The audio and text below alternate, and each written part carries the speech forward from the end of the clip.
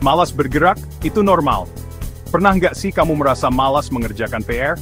Atau malah asik main game padahal tahu besok ada ulangan? Tenang, kamu nggak sendirian. Hampir semua orang pernah merasakannya. Rasa malas ini namanya menunda-nunda. Kenapa ya kita suka begini? Ternyata ada alasannya loh kenapa kita suka menunda. Alasannya ada yang berasal dari zaman dulu, ada juga yang karena pengaruh lingkungan sekitar. Yuk kita bahas satu persatu. Pernah nggak sih kamu merasa malas mengerjakan PR?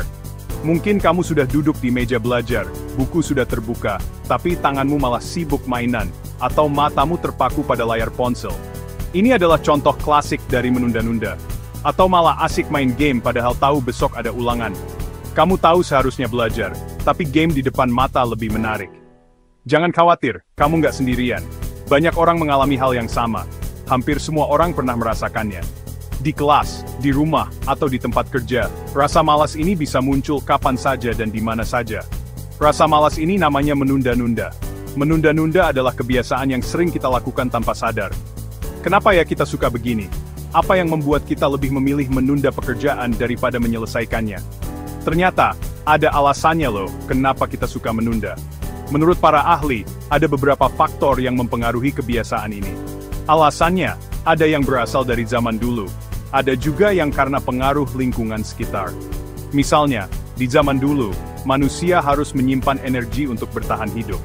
Yuk, kita bahas satu persatu. Kita akan melihat bagaimana kebiasaan menunda ini terbentuk, dan apa yang bisa kita lakukan untuk mengatasinya.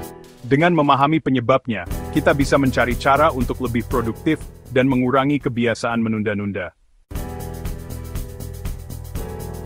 Zaman dulu, manusia hidup dengan berburu.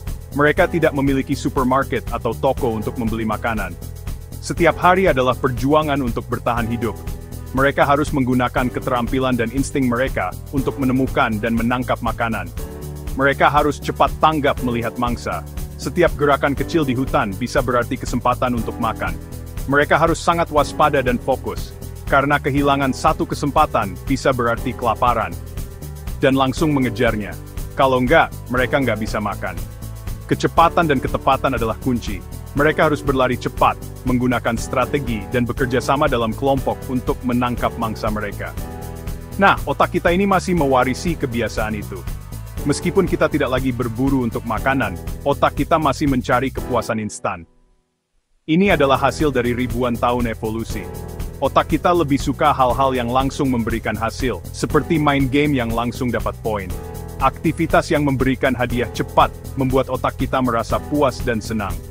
Ini adalah cara otak kita untuk merasa berhasil tanpa harus menunggu lama. Sementara itu, mengerjakan PR kesannya lama, dan hasilnya baru terasa nanti. Aktivitas seperti belajar atau bekerja pada proyek jangka panjang membutuhkan kesabaran dan ketekunan. Otak kita tidak mendapatkan kepuasan instan dari aktivitas ini, sehingga terasa lebih sulit dan membosankan. Jadinya, otak kita malah memaksa kita untuk memilih yang lebih menyenangkan. Kita cenderung memilih aktivitas yang memberikan kepuasan cepat, seperti menonton TV atau bermain game, daripada melakukan tugas yang membutuhkan waktu dan usaha. Ini adalah tantangan yang harus kita hadapi dalam kehidupan modern. Pernah dengar peribahasa bergaul dengan penjual minyak wangi, badanmu ikut harum? Nah, menunda-nunda juga bisa menular loh. Kalau teman-temanmu suka menunda, kamu juga jadi lebih mudah ikut-ikutan. Sebaliknya, kalau teman-temanmu rajin dan disiplin, kamu juga akan termotivasi untuk seperti mereka. Jadi, pilihlah teman yang bisa memberikan pengaruh positif untukmu. Ternyata menunda-nunda ini bukan masalah sepele loh. Penelitian menunjukkan bahwa 80-95% mahasiswa pernah menunda-nunda. Wah, banyak banget ya. Bahkan, 20% orang dewasa di dunia ini adalah penunda profesional. Ini artinya menunda-nunda adalah hal yang wajar dialami banyak orang. Tapi bukan berarti kita boleh terus-terusan begini ya. Sekarang, coba bayangkan ada dua orang temanmu, si A dan si B. Mereka sering menghabiskan waktu bersama, berbagi cerita, dan saling mendukung satu sama lain. Namun, ada perbedaan mencolok di antara mereka yang mungkin tidak selalu terlihat di permukaan. Si A selalu mendapat nilai bagus, jago olahraga, dan pintar main musik.